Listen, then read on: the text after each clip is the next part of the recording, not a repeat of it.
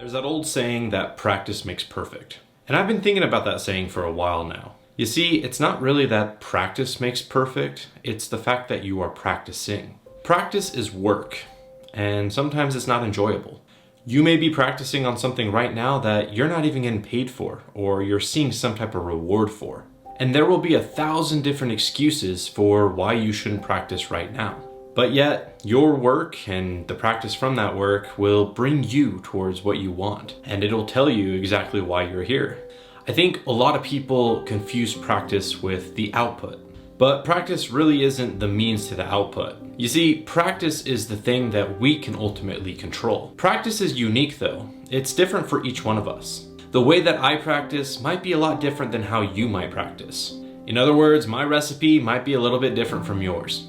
But the thing about it is that the practice is available to all of us, and it will always guarantee you some type of return. That could be satisfaction, that could be something like money, or some type of fulfillment from something you succeeded at. But we don't practice for the guarantee, we practice for ourselves. And so going back to this idea of practice makes perfect, let's talk about that for just a second. The way you practice, even if it's not perfect, is the best way to practice. I think most people will just try to imitate other people that we see are perfect and they have mastered practice. So you have to break away from this pattern. Sure, you can be inspired and sure you can follow a certain routine, but ultimately your practice is going to be unique. And so that brings us to this next idea of skill or talent. Time and time again, you are going to see people who have natural born talent. You are, however, going to see people who are really good at a practice or some type of routine. But here's the funny thing. The person who has the good routine or the practice regimen ultimately will outpace the person with natural talent.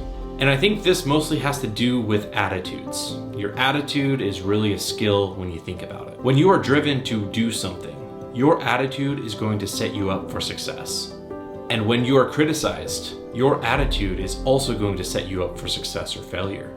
Some people might call this passion, but it really comes down to your attitude at the end of the day. Now, there are going to be days where you're not feeling up to it, or even days where you're on cloud 9 and you're feeling everything. Regardless of how you feel, you have to trust your own process and your practice. Waiting for those feelings to come to you, it's not going to happen. In fact, that's why most of us procrastinate and we ultimately don't do anything. Or we might even go as far as trying to find an excuse. It might be something like you're not entitled to it, or you don't have enough talent, you're never going to succeed. Or it might even be one of injustice, and you put yourself in the victim's shoes. But this is a trap. This is you trying to avoid failing. If you continue to try to make that narrative true, you're never going to be able to change it. These are limiting beliefs that we hold so true to ourselves every single day.